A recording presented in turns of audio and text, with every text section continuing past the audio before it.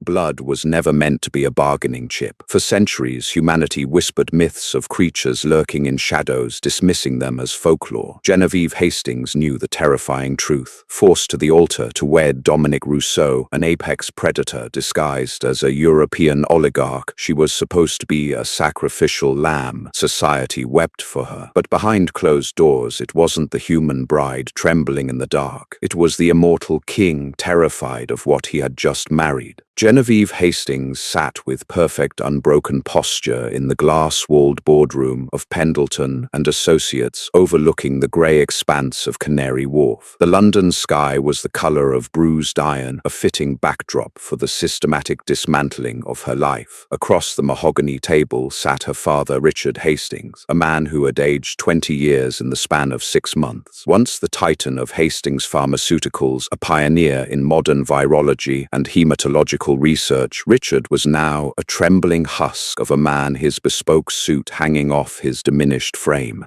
They were waiting for the creditor. For 3 generations, Hastings Pharmaceuticals had thrived, but Richard had made a fatal error. In his desperation to fund a highly experimental, off-the-books gene therapy project spearheaded by Dr. Henrik Vanderbilt, a controversial private researcher, Richard had borrowed heavily. He hadn't gone to the banks. He'd gone to the syndicate, Ethelgard Holdings. On paper, Ethelgard was a sprawling private equity firm based out of Geneva, dealing in real estate, technology, and rare antiquities. In reality, as Genevieve had discovered when she hacked into her father's encrypted files, Ethelgard was the corporate face of a society that predated the Magna Carta. Vampires. They did not wear velvet capes or sleep in dirt. They wore Tom Ford-manipulated global markets and treated humanity as a combination of a labor force and a livestock reserve. The heavy glass doors slid open, and the temperature in the room plummeted. Dominic Rousseau entered. He moved with a fluid, predatory grace that instantly made the hairs on the back of Genevieve's neck stand at attention. He was devastatingly handsome, with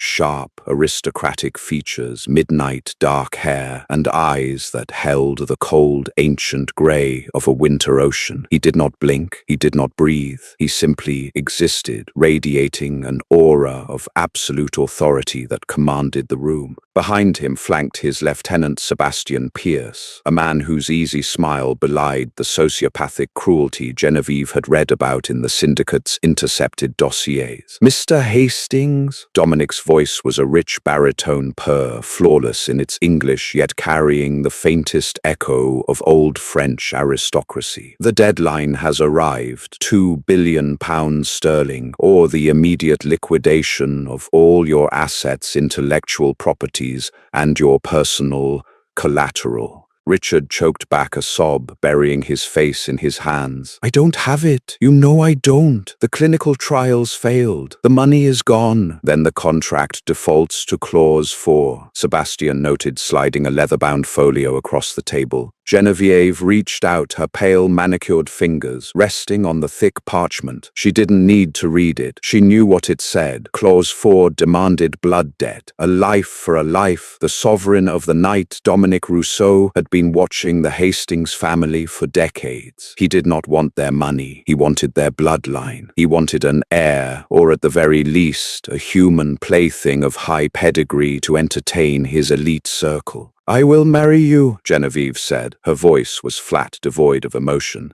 Dominic's cold eyes snapped to her. For a fraction of a second, surprise flickered in his gaze. He was accustomed to weeping, to begging, to the intoxicating scent of raw, unfiltered terror. But as he inhaled, subtly passing the pheromones in the room, he found nothing from the 26-year-old woman across from him. Her heart rate, which should have been hammering like a trapped bird against her ribs, was a steady, rhythmic 60 beats per minute. "Genevieve, no," Richard gasped, reaching for her. "You don't know what he is. You don't know what they do." "I know exactly what he is, father," Genevieve replied, not taking her eyes off Dominic. "He is an apex predator suffering from chronic boredom and a superiority complex, and he holds our debts. If I do not go, he will kill you, seize the company, and likely drain half the board of directors just to make a point. I am the only logical currency left.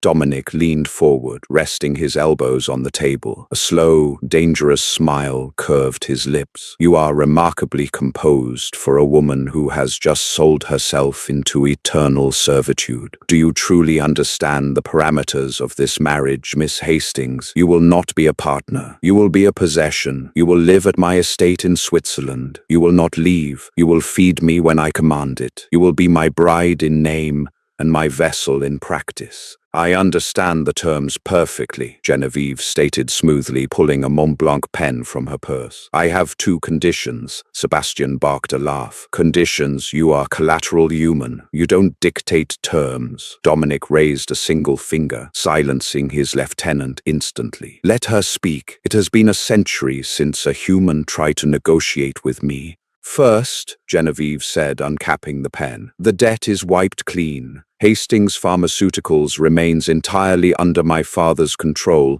with no further interference from Ethelgard Holdings. Second, my father is granted total immunity. No late-night visits, no mysterious accidents. You leave him be." "Done," Dominic agreed effortlessly. It was a paltry price for the prize he believed he was getting. A beautiful, brilliant human bride to parade before the covens, a symbol of his absolute dominion over the mortal elite. Genevieve signed her name with a steady hand. She pushed the folio back across the table. "Pack your things, Genevieve," Dominic commanded, standing to his full, imposing height. "We leave for Geneva tonight. Your human life ends now." As Dominic and Sebastian turned to leave triumphant in their conquest, neither noticed the microscopic, chilling smile that briefly touched the corners of Genevieve's mouth. She watched the monsters walk away, her mind racing through complex chemical equations and genetic sequences. "My human life ended 5 years ago," she thought to herself. "The day I found out what was hiding in the dark. Let the game begin." Chateau de la Croix sat perched on a jagged precipice in the Swiss Alps, a sprawling fortress of Gothic spires, darkened glass,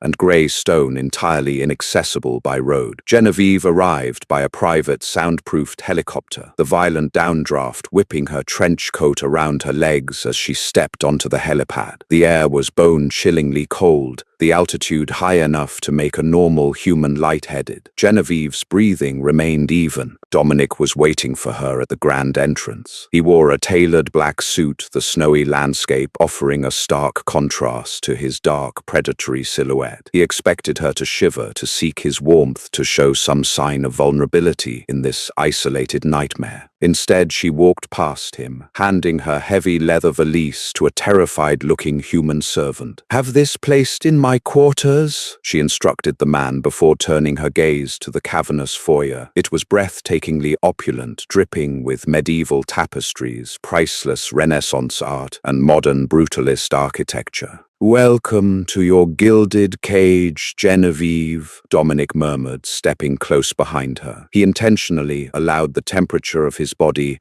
a freezing, unnatural cold, to radiate against her back. "You will find there are no locks on the doors inside the chateau. You are free to roam, but the perimeter is secured. The nearest town is 50 miles away, through a blizzard that never ends. If you run, the cold will kill you before my wolves even catch your scent." "I have no intention of running, Dominic," she replied, using his given name with a casual familiarity that made his jaw tighten. "Running is an inefficient expenditure of energy." Over the next 3 days, the psychological warfare commenced. Dominic brought her into his world, parading the horrors of his existence before her in an attempt to crack her stoic facade. He invited her to his dining hall, where she sat at a massive obsidian table, while he and his inner circle vampires of terrifying age and power drank from human thralls. The thralls were compliant, glassy-eyed, offering their wrists and necks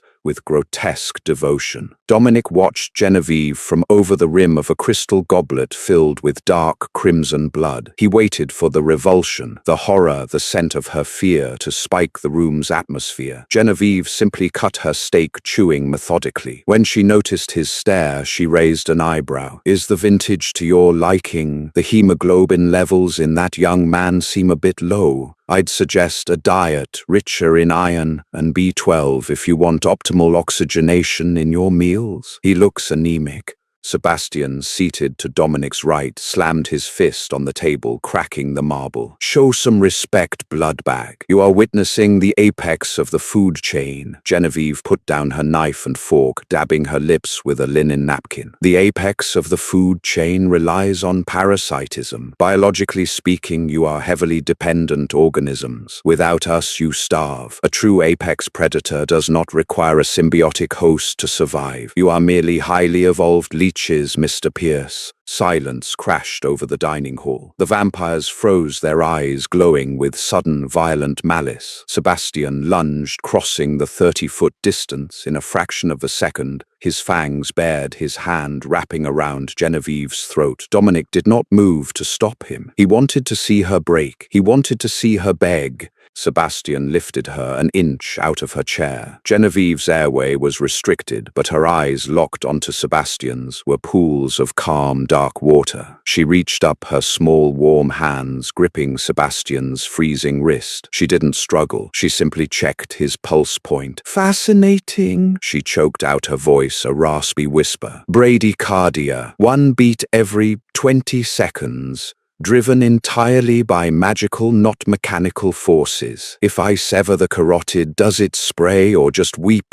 Sebastian hesitated, entirely unnerved by the clinical, deadpan curiosity in her eyes. The scent of her blood was intoxicating, yes, but there was an undertone to it. Something sharp, something metallic and wrong. Enough, Dominic commanded softly. The word carried the weight of a physical blow. Sebastian dropped her immediately, stepping back and bowing his head. Genevieve fell back into her chair, coughing slightly, rubbing the red marks blooming on her pale skin. Dominic stood and walked slowly toward her. He leaned down, his face inches from hers, his cold breath ghosting over her lips. You are either the bravest human I have encountered in 1,000 years, or the most foolish. Tomorrow night is the blood moon. We will be wed under the old rites. You will be bound to me. I will drink from you, and you will belong to the shadows. Enjoy your final night of defiance, Genevieve. It will be your last. I look forward to it, Genevieve whispered back, her eyes flashing with a terrifying intellect. As Dominic walked away, a profound sense of unease settled into his gut. For a creature who had conquered empires and danced through wars, the sensation was alien. He dismissed it as paranoia. She was just a human.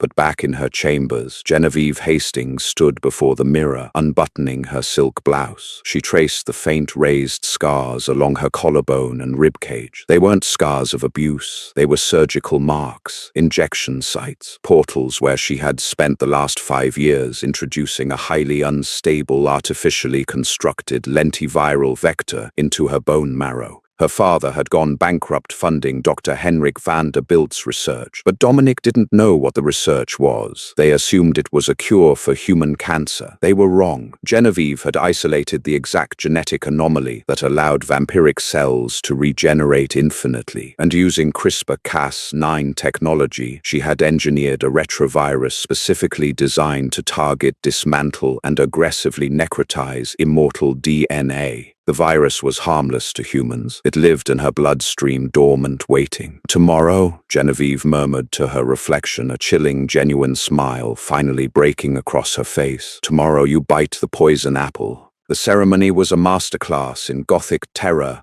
and extravagant wealth. The inner sanctum of the chateau, a vast circular room carved directly into the mountain's bedrock, was illuminated by thousands of dripping black candles. The elite of the vampire world had gathered. They stood in the shadows, dressed in haute couture, their eyes gleaming like predatory stars in the darkness. Genevieve stood at the altar. She was dressed in a heavy silk gown, the color of dried blood, an ironic choice made by Dominic's tailors. Her hair was pinned up in an intricate, severe style, exposing the long, pale line of her neck. Dominic stood beside her. He looked majestic, terrifying, a dark god, accepting a mortal sacrifice. The high priest of their order, an ancient, withered creature whose skin looked like translucent parchment, chanted the binding rites in a dead, forgotten language. You give give your life to the sovereign," the priest rasped, holding out a ceremonial silver dagger. "You bind your flesh to his,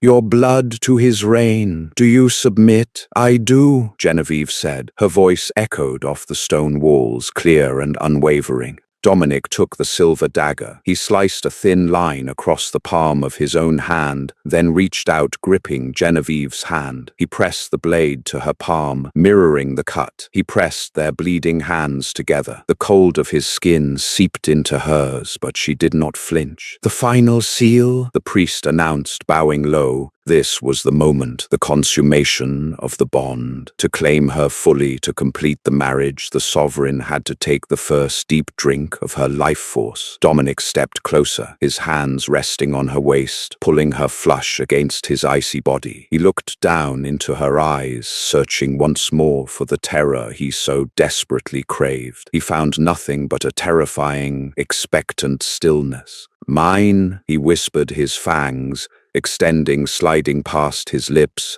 in a display of brutal primal violence. He dipped his head. Genevieve tilted her neck, offering herself. Dominic's fangs pierced her flesh. For the first 3 seconds, it was ecstasy. The taste of her blood was unlike anything he had consumed in a millennium. It was rich, incredibly potent, practically humming with vitality. He drank deeply, pulling the essence of her life into his dead veins, feeling the familiar, intoxicating rush of human warmth spreading through his chest. Then the 4th second arrived. Dominic ripped himself away from her neck with a violent, agonizing roar. He stumbled backward, his hands flying to his throat. The congregation gasped, stepping back in shock. Dominic fell to his knees on the stone floor, coughing violently. Black necrotic veins began to spiderweb out from the corners of his mouth, racing down his neck and disappearing under his collar. His eyes, usually a calm, arrogant gray, were wide with an excruciating, blinding agony.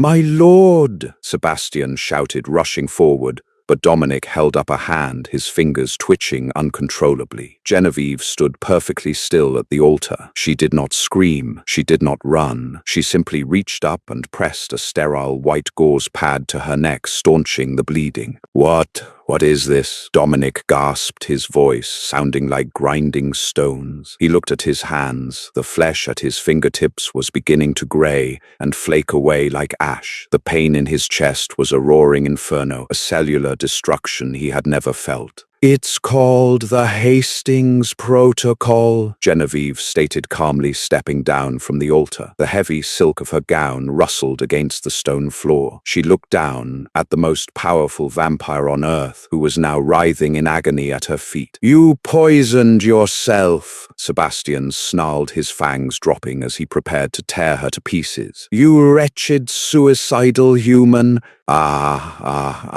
Genevieve chided, holding up a single bloody finger. "I wouldn't do that if I were you, Mr. Pierce. It isn't a traditional poison. It's a specialized synthetic retrovirus, engineered by me, cultivated in my own bone marrow. It is completely benign to me, but to you, to immortal cells." She smiled, a cold, clinical expression. "It recognizes your specific cellular regeneration sequence and violently reverses it. It forces your cells into rapid, aggressive necrosis." Dominic convulsed, spitting a mouthful of blackened blood onto the floor. "Cure me. Here is the beautiful part." Genevieve continued, circling him like a predator, examining its prey. "The virus is highly contagious among your kind, through blood, through saliva, even through close aerosolized contact if a vampire is heavily infected. Right now, Dominic is a biological time bomb, and the only thing keeping the virus from mutating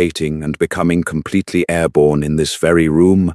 She paused, making sure every vampire in the room was hanging on her words. The silence was absolute. "Me," she whispered. "My body naturally produces a very specific enzyme, an antibody, if you will, that acts as the only known suppressant to the Hastings Protocol. While I am alive, while I am calm, and while my blood chemistry remains perfectly balanced, my breath and proximity emit the suppressing enzyme. It keeps the virus in Dominic's system dormant enough that he won't turn into ash. But if my heart rate spikes above 140 beats per minute from terror, if I am physically harmed, or worse, if I die, she leaned down, bringing her face inches from Dominic's agonizingly deteriorating visage. The enzyme stops, she said softly. The virus activates fully. You die in agonizing pain within 3 minutes. And within 3 weeks, every vampire in Europe will catch it from the residual spore burst. Your entire species will go extinct.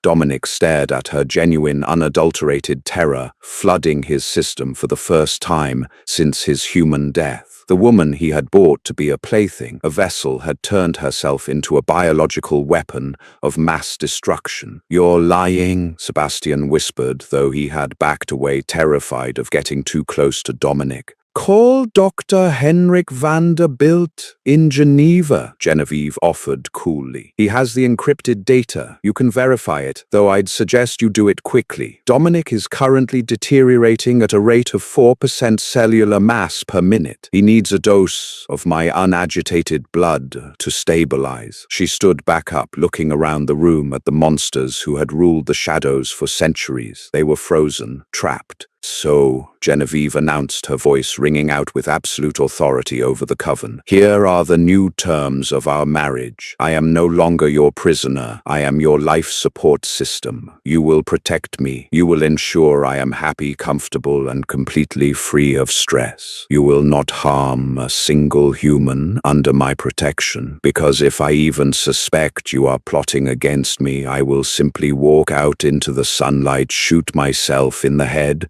and take your entire civilization down with me." Dominic, wheezing, forced himself up on one trembling arm. He looked at the human bride he had thought so weak, so fragile. She had checkmated him before the game even began. He was supposed to be the monster. But looking into Genevieve Hastings' dead, calculating eyes, the vampire king realized he had just married something far, far worse. "Do we have an understanding husband?" she asked. Dominic swallowed his pride, fighting through the blinding agony of his dissolving cells. "Yes," he gasped out. "We understand." Genevieve smiled, extending her wrist to him. "Good. Now have a sip, but just a little. We have a lot of work to do." Dawn broke over the jagged peaks of the Swiss canton of Valais, casting long, razor-sharp shadows across the Château de la Croix. For the first time in 700 years, the sovereign of the night was not resting in the opulent darkness of his crypt. Instead, Dominic Rousseau was sitting in a velvet armchair in the master suite, his skin a shade of pale that alarmed even his undead brethren. He was watching his wife make coffee. Genevieve stood at the kitchenette island, expertly tamping espresso grounds into the portafilter of a brushed steel La Marzocco machine. She wore a plush white robe, looking entirely too small and fragile to be the most dangerous creature in the fortress. The rich, bitter scent of the Arabica beans filled the room, masking the faint metallic tang of the blood she had allowed Dominic to consume an hour prior to stabilize his failing cellular structure.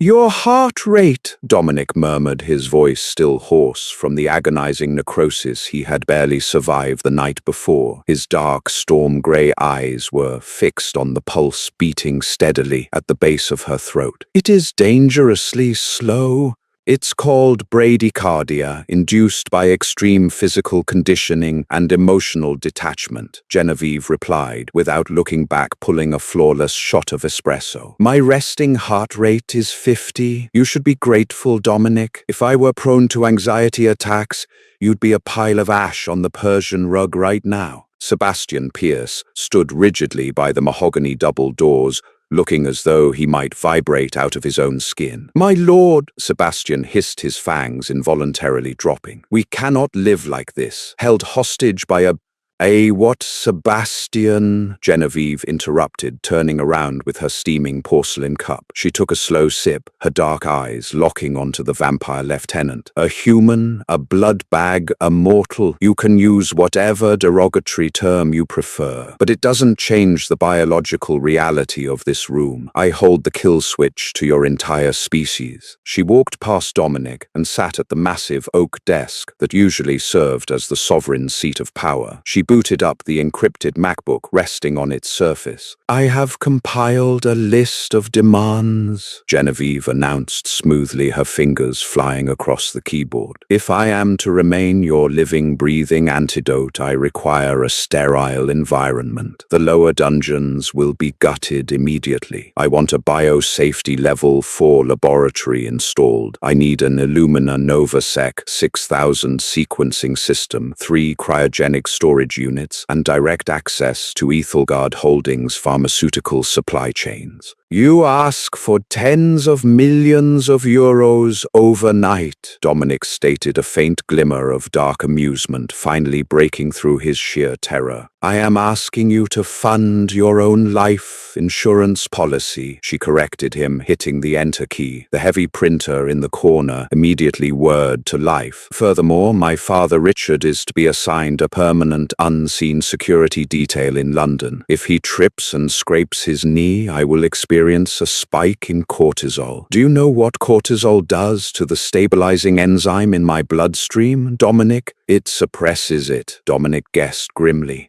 Exactly, Genevieve smiled, a cold, bright expression. If I am stressed, the antidote thins. If the antidote thins, your cells start dissolving again. So from this moment forward, my absolute comfort and peace of mind are the highest priorities of the European Vampire Syndicate. Sebastian looked like he was going to snap his own neck from the sheer frustration of it. He looked to his sovereign, waiting for the order to tear her apart. Consequences be damned. But Dominic just leaned back in his chair, his eyes never leaving Genevieve. The fury and humiliation were still there, burning like white-hot coals in his chest, but beneath it all, a strange, twisted fascination was beginning to bloom. He had spent centuries surrounded by sycophants and terrified prey. Now he was looking at a human who had walked into the lion's den, stitched its mouth shut, and demanded the lion buy her a coffee machine. See to it, Sebastian, Dominic ordered quietly. My lord, see to it, Dominic roared, the sheer concussive force of his voice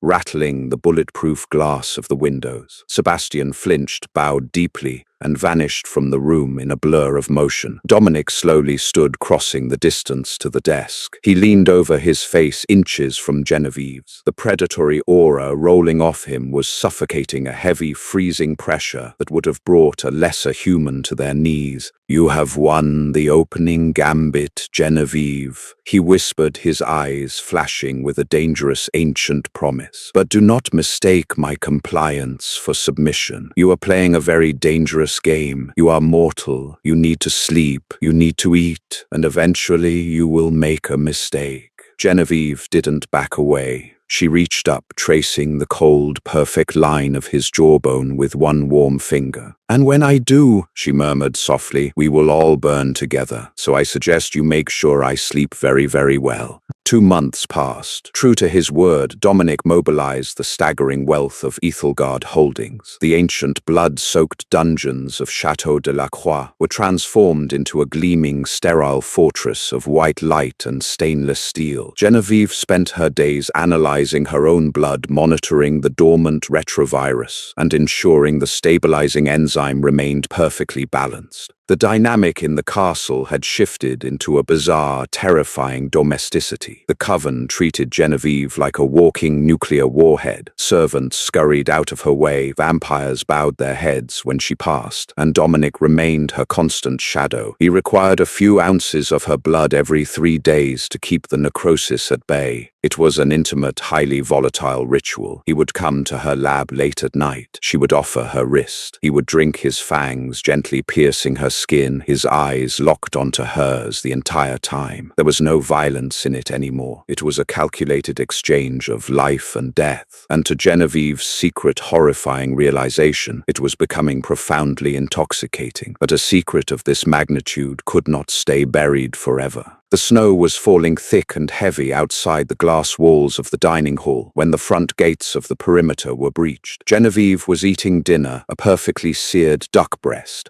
while Dominic sat across from her, reading a leather-bound copy of Machiavelli. The heavy oak doors of the hall blasted open, splintering off their iron hinges. "Dominic!" a voice boomed, dripping with aristocratic arrogance. Into the hall strode Lord Laurent of the Parisian coven. He was an ancient vampire, older even than Dominic, dressed in a bespoke velvet suit, a silver cane gripped in his clawed hand. Behind him filed 6 heavily armed vampire guards, their eyes glowing red with the thrill of the intrusion. Laurent had smelled weakness. Dominic had missed 3 consecutive syndicate summits in Geneva. He had withdrawn his financial enforcers from the London markets. Rumors were swirling in the underground that the sovereign had gone mad or worse, had been compromised. "Laurent," Dominic said, not looking up from his book, "you are tracking mud onto a 16th century rug. I suggest you step back." "I am stepping up, sovereign," Laurent sneered, walking closer to the table. His eyes snapped to Genevieve, who was methodically slicing her duck, completely ignoring the invasion. "And what is this? The rumors are true. You are playing house with your food. They say you haven't hunted in months. They say you are weak. They say many things," Dominic replied, finally closing the book with a soft thud. "I demand a trial of combat," Laurent announced, slamming his cane against the stone floor. "For the seat of the sovereign. You have forsaken our ways, Dominic. You cower in this icy tomb with a human pet." Laurent moved so fast that human eyes couldn't track it. He was suddenly standing directly behind Genevieve, his freezing hand clamping down on her shoulder. "Perhaps," Laurent whispered, leaning in to sniff her hair, "I should drain your little bride first, just to remind you what we are." Genevieve stopped chewing. She swallowed, placing her fork down. Her heart rate, normally a glacial 50 beats per minute, began to tick upward. 60, 70, 80. Dominic was on his feet in a microsecond, the chair behind him shattering into dust from the sheer force of his movement. The casual, arrogant king was gone. In his place was the apex predator that had conquered Europe. "Remove your hand from her," Dominic said. His voice wasn't a roar. It was a low vibrational hum that made the crystal glasses on the table shatter. "Or what?" Laurent laughed, his fangs dropping. He squeezed Genevieve's shoulder, his claws digging through her silk blouse, drawing a single drop of blood. Genevieve hissed in pain. Her heart rate spiked to 100. The stabilizing enzyme in her bloodstream momentarily wavered. Across the room, Dominic violently convulsed. A web of black dead veins erupted across his neck, his eyes flashing with the agonizing memory of the wedding night. But the pain didn't incapacitate him this time. It fueled a desperate apocalyptic rage. If Genevieve panicked, if she was seriously hurt, the virus would activate. Dominic wouldn't just die, he would burn from the inside out. Dominic crossed the room before Laurent could even blink. He didn't use a weapon. He simply drove his fist straight through Laurent's ribcage, the sickening crunch of bone echoing like a gunshot in the cavernous hall. Laurent gasped, looking down in absolute disbelief as Dominic's hand emerged from his back, holding his still-beating black heart. You, Laurent choked out. "You stressed my wife?" Dominic whispered into Laurent's ear, his voice tight with the agonizing necrosis creeping up his own throat. Dominic crushed the heart in his fist. Laurent instantly turned to ash, collapsing over Genevieve's chair in a pile of grey dust. The 6 Parisian guards stared in absolute unadulterated horror at the sovereign who had just executed an elder with his bare hands. Dominic dropped to one knee, coughing violently, the black veins throbbing against his pale skin. He looked up at Genevieve, his eyes desperate. Genevieve calmly stood up, brushing the ash of a 500-year-old vampire off her shoulders. She looked at the 6 terrified guards. "If any of you ever enter my home uninvited again," Genevieve told them, her voice perfectly level, "I won't have my husband kill you. I will simply let him die. And the plague he carries will melt the flesh from your bones within a fortnight. Leave." The guards didn't hesitate. They fled into the blizzard, leaving the heavy doors wide open. Genevieve looked down at Dominic, who was struggling to breathe, the virus raging against his immortal cells. She knelt beside him, pulling back her sleeve, and offered her pale wrist to his mouth. "Drink," she commanded softly. Dominic seized her wrist, sinking his fangs into her flesh, drinking the desperate, life-saving cure her body provided. As he drank, Genevieve gently ran her fingers through his dark hair, a gesture of unsettling tenderness amidst the carnage. "You missed a spot," she whispered, looking at a smudge of ash on his cheek. Winter bled into a harsh alpine spring. The snow melted, revealing the stark, unforgiving black rock upon which the chateau was built. Inside, the walls of the fortress had witnessed an evolution that defied the laws of nature. The hostage situation had mutated into something profoundly more complicated. Genevieve practically lived in the BSL-4 laboratory in the dungeons. She was running out of time. Her initial calculations regarding the retrovirus were slightly off. The vampiric cells in Dominic's system, though constantly battered by her enzyme,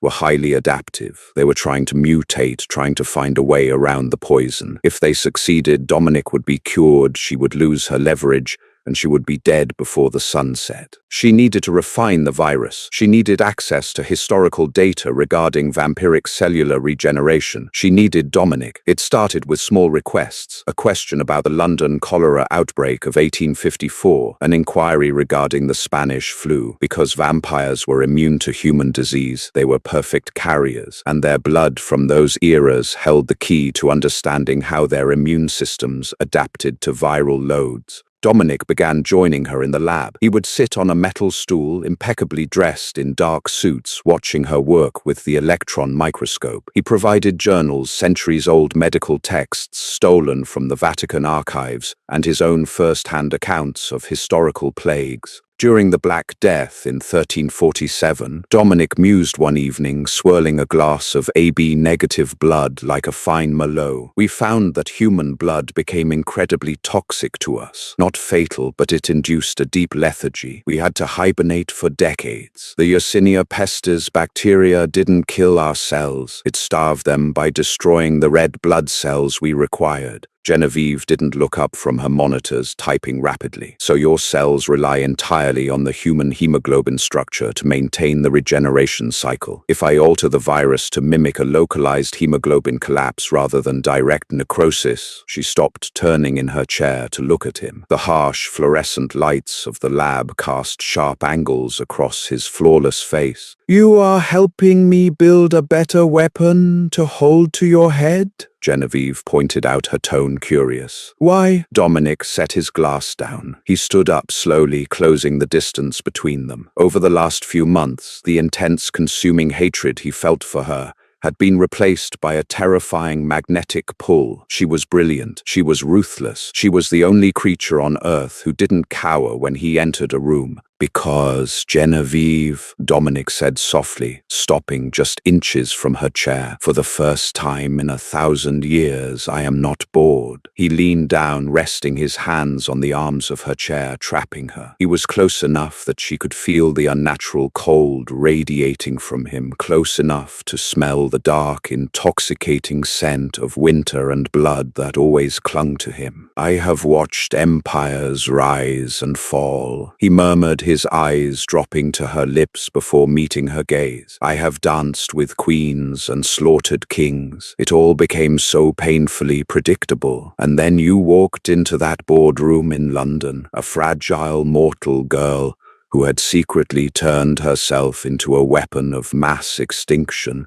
He reached up, his cold knuckles brushing against her warm cheek. Genevieve didn't pull away. Her breath caught slightly in her throat, an involuntary, very human reaction that made Dominic's eyes darken. "I don't just want to survive you, Genevieve," he whispered. "I want to see how far you can go. I want to see what kind of monster you truly are beneath that clinical, perfect exterior." Genevieve stared into his ancient, dangerous eyes. She knew she should feel fear. She knew this was a predator toying with his prey, but the line between captor and captive had blurred so heavily that she could no longer find it. He was a monster, yes, but he was her monster. She held his life in her veins. "Be careful what you wish for, Dominic," she breathed, her voice barely above a whisper. "If I let the monster out, there won't be enough of you left to rule."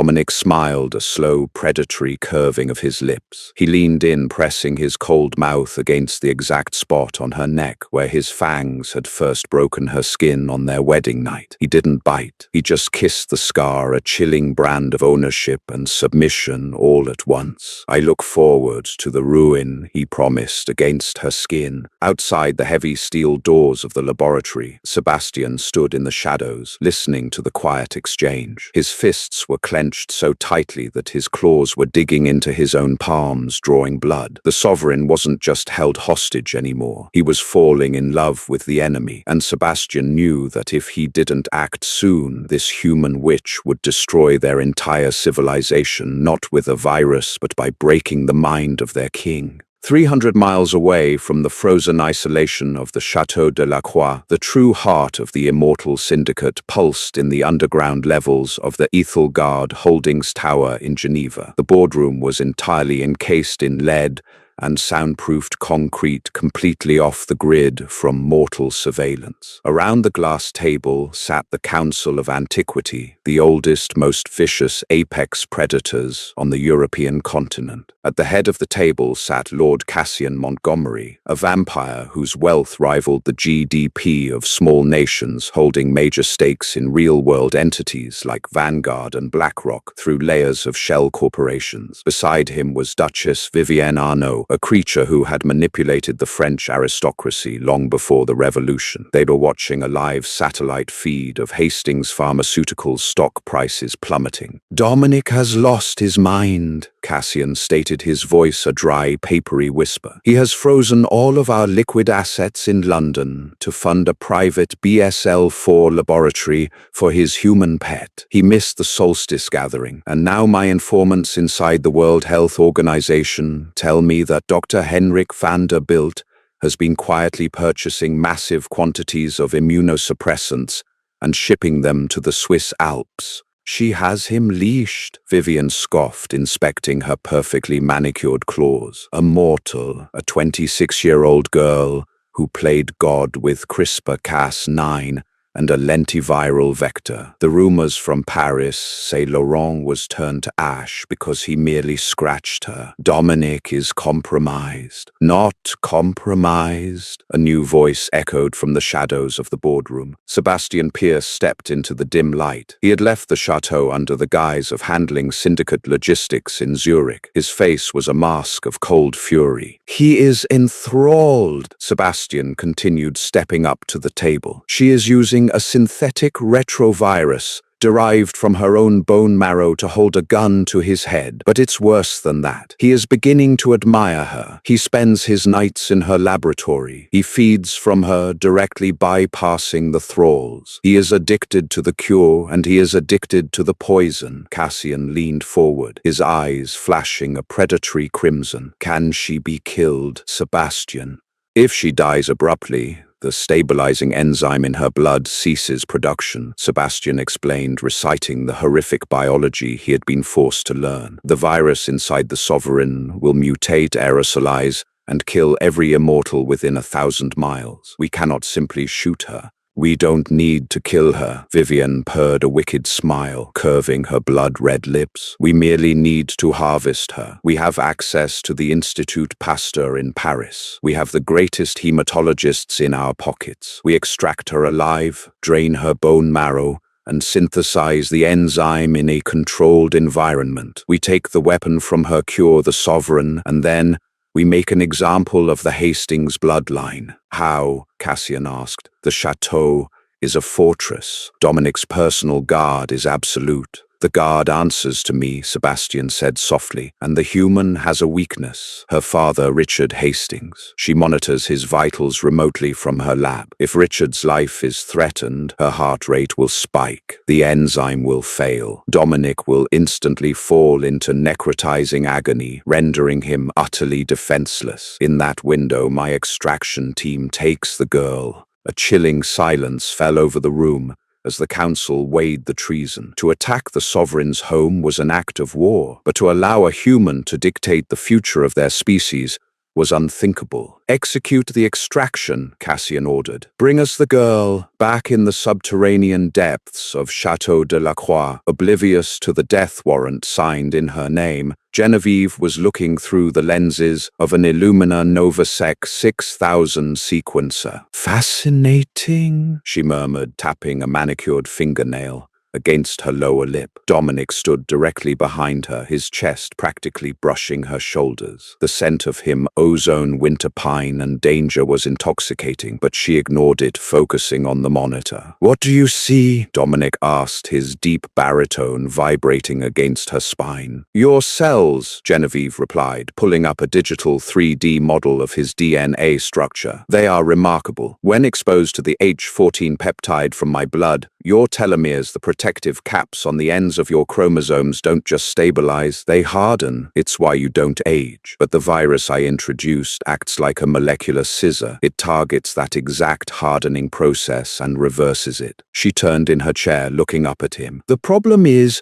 your immune system is learning. It's incredibly ancient, but it's adapting. Within 6 months, my virus will no longer be lethal to you. You will be immune to me." Dominic's eyes darkened. "And when that happens, you lose your leverage. You become just another mortal in a castle of monsters." "Exactly," Genevieve said flatly, "which means I need to upgrade the virus."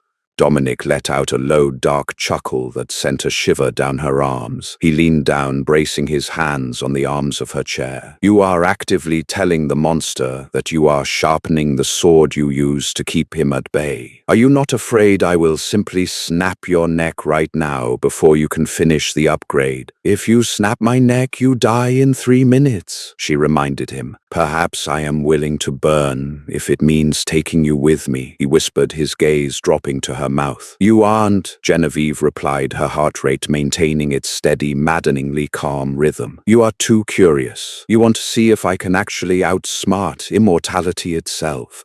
I want to see you rule it." Dominic corrected his voice, dropping to a gravelly murmur. He reached out his thumb, gently tracing the pulse at her throat. "You were meant for the dark, Genevieve. You just needed the right kingdom." Before Genevieve could answer, the blaring, mechanized shriek of the chateau's proximity alarms shattered the silence. The BSL-4 laboratory was instantly bathed in the strobing red glow of emergency lighting. Genevieve spun toward the primary security console, her fingers flying across the keyboard. "Perimeter breach. Sector 4, the helipad. Sector 6, the lower aqueducts." Dominic's demeanor shifted instantly from seductive predator to warlord. His fangs descended, and the air around him dropped 20 degrees. "Sebastian," he snarled, realizing the only way the internal sensors could be bypassed was from the inside. Genevieve brought up a secondary monitor. Her breath hitched. It wasn't just the chateau. A localized alert was flashing red on her private encrypted server. "London," Genevieve gasped, her perfect composure finally fracturing. "Ethelgard operatives just breached my father's safe house in Mayfair." The monitor displayed a live feed from the hidden cameras inside Richard Hastings' study. 3 men in tactical gear had kicked down the door. They weren't vampires. They were human mercenaries, syndicate thralls immune to Genevieve's aerosolized virus. As Genevieve watched one of the men drag her terrified father out of his chair by his hair, a profound, icy spike of raw terror shot through her system. Her smartwatch synced to her biometrics beeped violently. Heart rate 110 beats per minute. Heart rate 130 beats per minute. Heart rate 150 beats per minute. Cortisol flooded her bloodstream, a biological tidal wave of panic. Behind her, Dominic let out a sound that was half roar, half shriek. He collapsed to his knees on the sterile white tiles, his hands clawing desperately at his own throat. The stabilizing enzyme in Genevieve's blood had instantly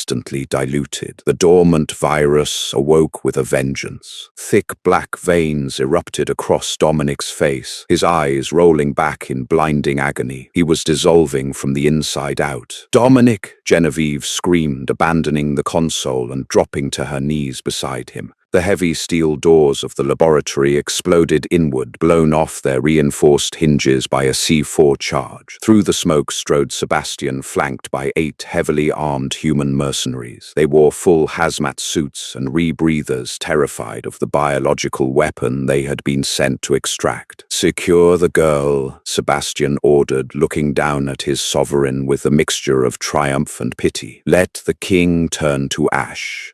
2 mercenaries lunged forward, grabbing Genevieve by the arms and dragging her away from Dominic. She kicked and thrashed, her scientific detachment entirely shattered. "Sebastian, you fool!" Genevieve screamed. "If you take me out of this room, the atmospheric pressure changes. The spores will breach the filtration system. You'll kill everyone in Geneva. A risk the council is willing to take," Sebastian replied coldly, pulling a heavy silver syringe from his coat. "Once we harvest your marrow, we will have the cure without the complications of your attitude." Genevieve looked at Dominic. He was writhing on the floor, his flesh turning grey, the necrosis eating through his chest. He reached a trembling, decaying hand toward her, his eyes locking onto hers. In that singular, agonizing moment, Genevieve realized something terrifying. She didn't just need him alive for her own survival. She wanted him alive. Think, she commanded herself. "You are a scientist. Control the variable. Control the heart." She closed her eyes, forcing out the image of her father, forcing out the pain in her arms where the mercenaries held her. She accessed the deepest, coldest part of her mind, the part that had allowed her to inject herself with a deadly virus 5 years ago. Breathe in, 4 seconds. Hold, 7 seconds. Breathe out, 8 seconds. She artificially slammed the brakes on her autonomic nervous system. Heart rate 120 beats per minute. Heart rate 90 beats per minute. Heart rate 60 beats per minute. The enzyme production in her bone marrow surged, flooding her system with the neutralizing agent. On the floor, Dominic's convulsions stopped. The black veins froze, then slowly began to recede back beneath his skin. The immediate lethal threat of the necrosis was paused, though he was incredibly weakened. "Inject her now," Sebastian barked, realizing the biochemical shift. But Genevieve opened her eyes, and they were dead black pools of absolute calculation. "You brought humans into a BSL-4 facility, Sebastian," Genevieve whispered. "Did you forget what kind of laboratory this is?"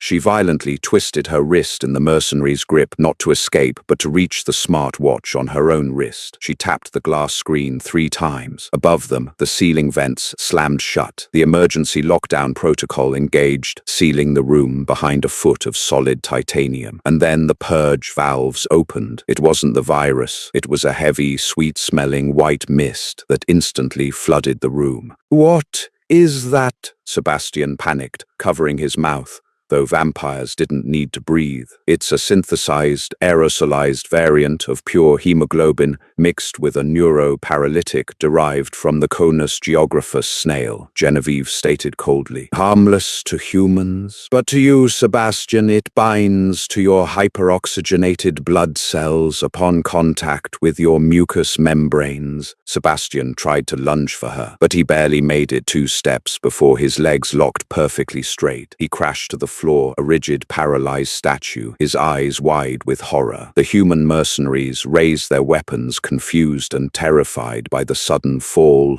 of their immortal leader. "Shoot her!" one of them yelled, but a shadow rose from the floor. Dominic, fueled by the fresh surge of Genevieve's enzyme and an apocalyptic rage, moved faster than the human eye could process. He didn't use elegance. He used raw, visceral brutality. He tore through the 8 heavily armed mercenaries in less than 5 seconds. The sound of snapping bones and tearing Kevlar echoed through the lab, painting the pristine white walls in a horrifying spray of crimson. When the silence finally returned, only 3 people were left alive in the room: Genevieve, Dominic, and the paralyzed Sebastian. Dominic stood amidst the carnage, his chest heaving, his face splattered with blood. He looked at Genevieve. He didn't see a captive. He saw a queen of absolute ruin. "Your father," Dominic rasped, pulling a satellite phone from the pocket of a dead mercenary. He dialed a sequence of numbers, putting it on speaker. "Sovereign," a voice answered. It was the head of Dominic's shadow guard in London. "Report," Dominic commanded. "The Ethelgard operatives have been neutralized. Mr. Hastings is unharmed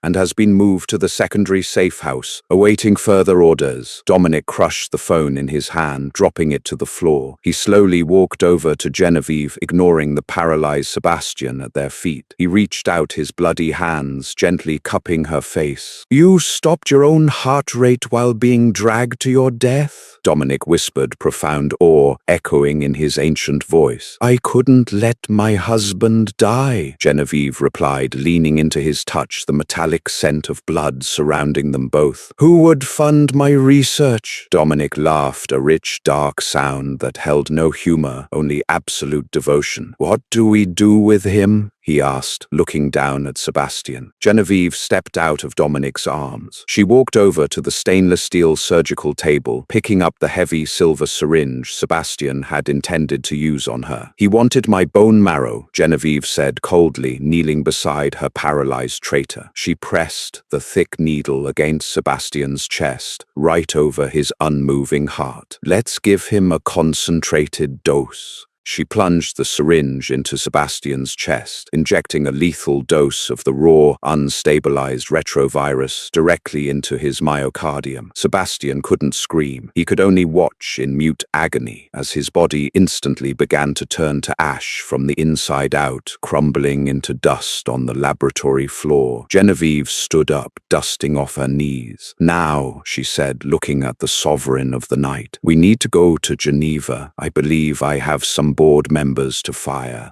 The hostile takeover of Ethelgard Holdings was not conducted in a boardroom, it was conducted in a bloodbath. Dominic and Genevieve arrived in Geneva 24 hours later. They did not sneak in. They walked through the front doors of the towering glass skyscraper. Dominic slaughtered the guards, while Genevieve simply walked behind him, an untouchable ghost holding the biological trigger to their entire species. When they reached the underground bunker, the Council of Antiquity was waiting armed and terrified. Cassian and Vivian watched as the heavy lead doors were ripped off their tracks. Dominic stepped inside, tossing the severed head of their chief of security onto the glass table. "Dominic, please," Vivian begged, pressing herself against the back wall. "It was Sebastian's treason. We merely acted on false information." Genevieve stepped into the room wearing a tailored black trench coat, looking every inch the corporate executioner. "Lord Cassian," Genevieve said, smoothly pulling a sleek silver remote from her pocket. "Duchess Vivian, I am Genevieve Hastings. You try to touch my family, you try to steal my intellectual property, and you deeply upset my husband. What do you want?" Cassian hissed, his fangs bared,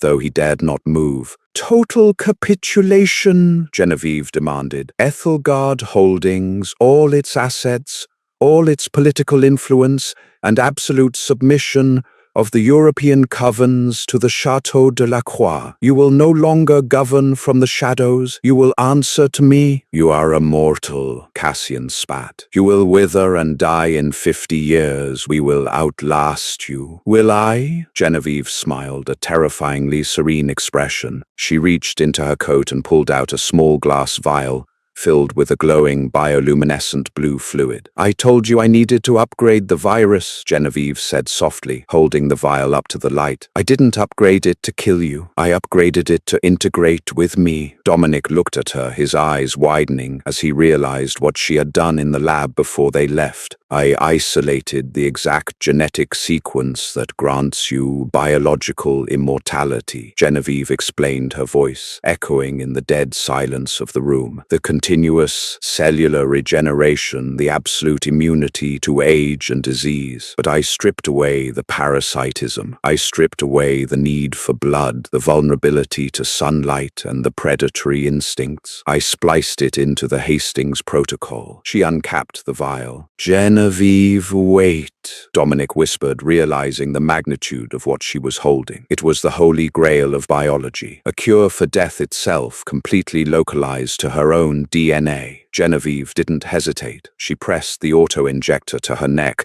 and fired the serum directly into her carotid artery. She gasped, dropping the vial as her body arched backward. Her veins flared a bright, violent blue under her pale skin. Her heart rate, normally a steady 50 beats per minute, suddenly stopped completely for 5 agonizing seconds. Dominic caught her as she collapsed, terror gripping him. Then her heart beat once, twice, a slow, terrifyingly powerful rhythm. Genevieve opened her eyes. They were no longer the soft brown of a mortal human. They were a piercing, iridescent silver, glowing with the power of stolen eternity. She stood up, pushing gently out of Dominic's arms. She wasn't a vampire. She had no fangs. She didn't crave blood, but she was no longer human. She had rewritten her own genome. She was functionally immortal, and her blood still carried the deadly poison that kept the vampires on their knees. Cassian and Vivian fell to their knees, recognizing the birth of an apex predator that transcended their own existence. Genevieve looked down at the ancient monsters, her silver eyes cold and absolute. "The era of the sovereign is over," Genevieve declared, her voice carrying an unnatural, harmonic resonance. She turned to look at Dominic, holding out her hand to the king she had conquered. "Welcome to the era of the Queen." Dominic Rousseau, the monster who had terrorized the earth for a millennium, looked at his wife. He felt no humiliation. He felt only an overwhelming, intoxicating devotion. He took her hand, dropping to one knee before her, pressing his cold lips against her knuckles. "My queen," Dominic murmured, sealing the vow. The myth was dead. The girl who was supposed to be a sacrificial lamb had walked into the darkness, consumed the wolves, and built her own throne from their bones. And that is how a human bride conquered the darkest monsters on Earth. Genevieve's brilliant, ruthless transformation proves that sometimes the most dangerous predator isn't the one with fangs, it's the one with the intellect to rewrite the rules of the game. Did her final evolution leave you speechless? What would you have done if you were trapped in the chateau? Drop your thoughts in the comments below. If you love this dark, twisting vampire drama, smash that like button, share it with your fellow romance addicts, and make sure to subscribe so you never miss a thrilling story.